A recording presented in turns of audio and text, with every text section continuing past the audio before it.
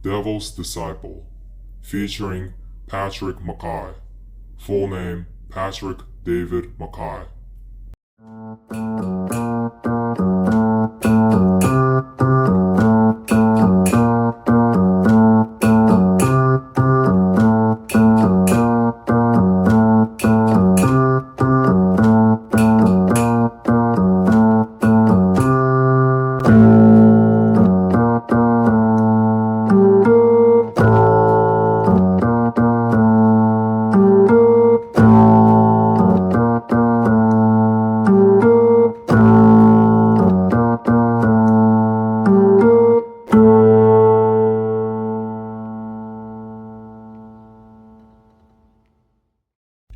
Crimes and sprees.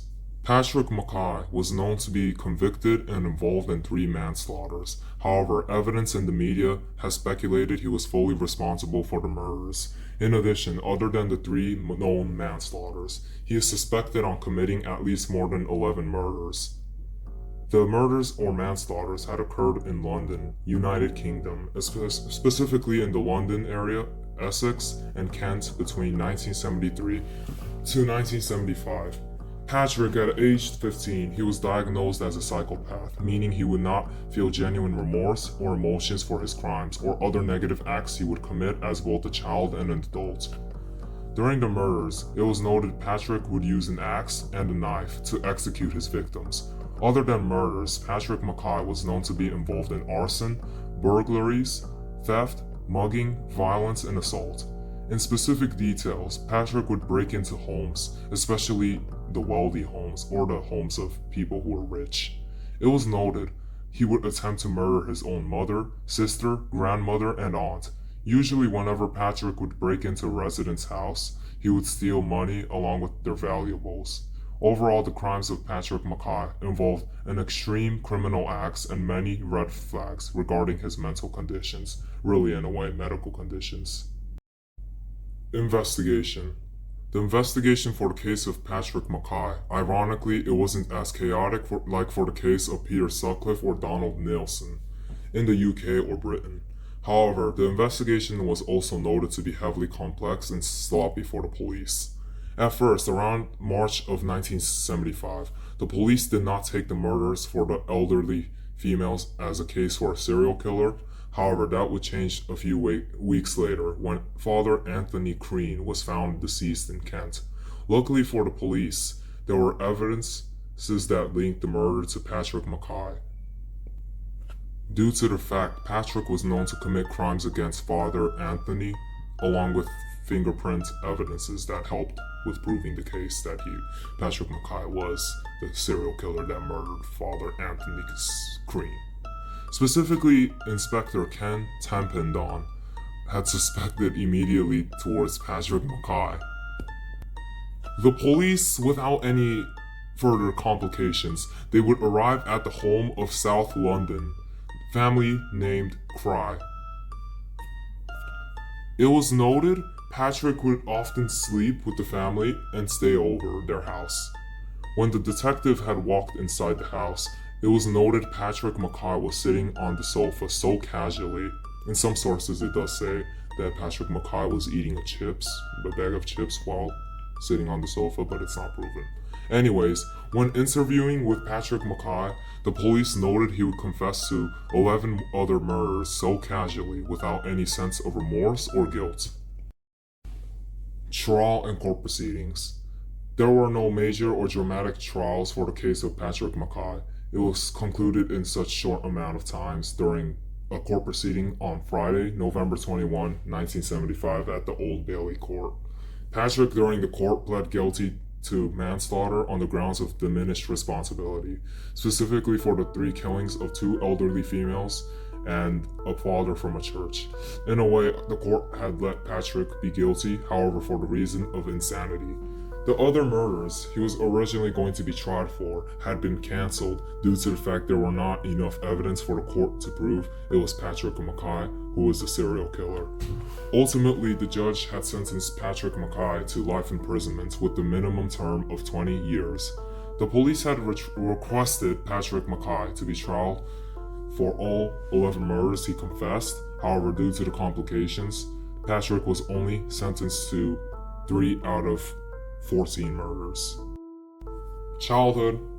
The childhood of Patrick Mackay was structured with severe domestic violence, escalating psychological red flags, and early signs of psychopathic conditions and sadism. Patrick was born to his father, Harold Mackay, and his mother, Marian Mackay. It was noted Patrick would also have 2 younger sisters in the household who he did not get along with. The father of Patrick, Harold Mackay, was known to brutally abuse Patrick, along with making Patrick witness the father abusing his mother. Ironically, despite the abuse, his father would not attack his sisters, nor Patrick hated his father. In other words, he did not hate his father, he actually adored his father, and would even look up to him. When Patrick turned 10, his father had passed away from a heart attack. Following his father passing away, Patrick began to assault and brutally abuse his family, the same way Patrick's father, Harold, had done to the family. In other words, Patrick was following his father's footsteps. Patrick Mackay engaged in varieties of abuse towards animals, and even his family's pet turtle. It was noted his mother had called the police on him several times, along with Patrick in school was considered a little terrorist. He would push and pinch girls, sometimes go so far and punch them. His classmate told documentaries and was interviewed. Reportedly, Patrick would laugh when bullying others. Patrick was sent to the psychiatric hospital many times. However, due to the systemic failure, he was released, and even with a warning from medical professionals. But he was still released. Personal life, potentially affecting their crimes and acts. Patrick Mackay would not have a positive personal life experience. Even following his abusive and unstable childhood, he was isolated and had an unstable and dysfunctional living condition. Ironically, despite the psychopathy and mental conditions within him, Patrick was able to maintain normal human relationships despite being alone most of the time. Females around him were reportedly and foundly disgusted by his personality. Patrick was known to have an explosive temper, along with severe lack of empathic emotions or conditions. By the year of 1973, also known to be the first year of his murder spree, Patrick's family kept a major distance from him due to them being terrified by Mackay's demeanor and behavior, even when he was a child, as Patrick Mackay was a child. Patrick Mackay was alone, as said before, leading to him creating and developing bizarre coping methods and even personalities. Patrick began to obsess over the Nazi, looking up to their leader. He would name himself Franklin Bolvolt I, and even would patch flags all over his living spaces. In one of the sources, it wrote Patrick Mackay would wave a flag all over the neighborhood, along with marching around the streets wearing a uniform that had a badge that had the symbol. Personal life, potentially affecting their crimes and acts, Part 2. This part of the slide will include a story of where Patrick Mackay would go to a photo booth and take several interestingly disturbing pictures. Right after the murder of Father Anthony Crean, Patrick would stop by his mother's home, then demand a request to make him a roast piece of chicken for him to have a snack before heading to London. His mind decided for him to go to a photo booth near the train station apparently to head back to London.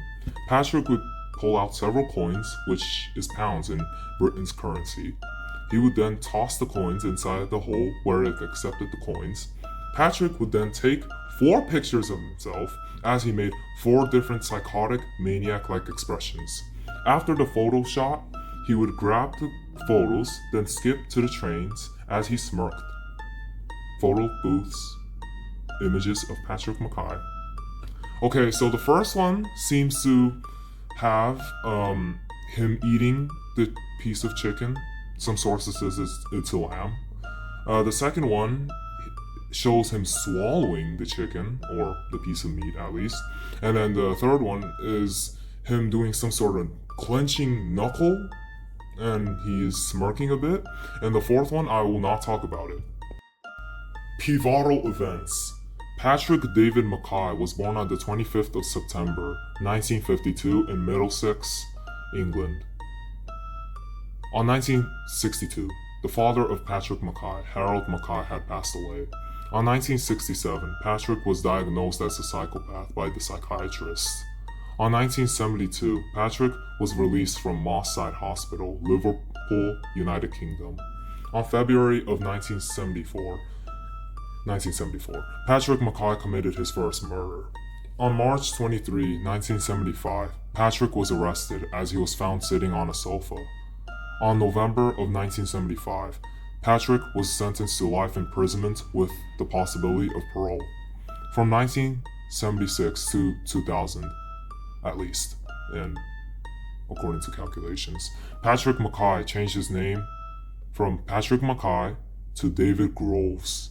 On May 1st, 2023, Patrick Mackay was spotted walking at the Bristol bus station, as he was an old man.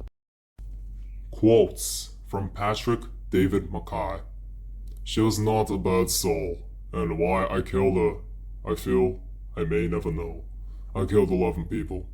I shan't shed a tear. Life is full of shocks in all description, and they have to be faced. But I certainly have never considered myself psychopathic if one takes the criteria that one gets special enjoyment or to kill. No such enjoyment have I ever had. I've never felt any pleasure out of any such thing. Not particularly. No. Forensic inferences.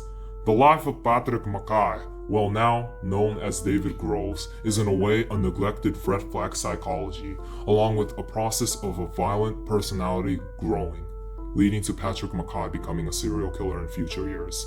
Usually when children get abused by a parent, not in all cases, however majority of the cases, they would often hate or dislike their abusive parent. However, for the case of Patrick Mackay, his brain may have some sort of potential damage, potentially from the abuse, leading to him thinking it was okay to do, and would even adore the abusement from his father in a way. In a way, Patrick Mackay had a twisted father and son relationship, where he would learn the psychotic traits and would use it in future years. It's definitely proven when his father passed away, it broke Patrick Mackay. However, it also, in a way, inspired him to become a father figure, negatively honoring his father's footsteps on assaulting and abusing his family. The sense of pride likely twisted into an even more wrong turn, leading to him thinking and having the mindset that killing was a normal thing to do. He likely knew right and wrong, but emotionally he didn't. He was just satisfied with the feeling. Patrick likely found being released from the hospital as a chance to continue his footsteps. Therefore, he became a serial killer. The psychiatrist knew he would tragically become. Overall and tragically, Patrick Mackay's life was a fuel on becoming a psychopathic killer who couldn't have or show any remorse. Legacy and impact. The case of Patrick David Mackay shows a sense of injustice even in recent days. The public was disgusted when they spotted Patrick walking in the streets of Britain. Patrick's case forced the psychiatric system to improve due to the failures. Anyways, there are many unsolved cases that was potentially related to Patrick Mackay. Patrick was refused parole on July 10, 2026. Reportedly 20 days ago from today, as of July 30, Thursday, 2026. Till this day, the public is outraged with the injustice system of Patrick Mackay.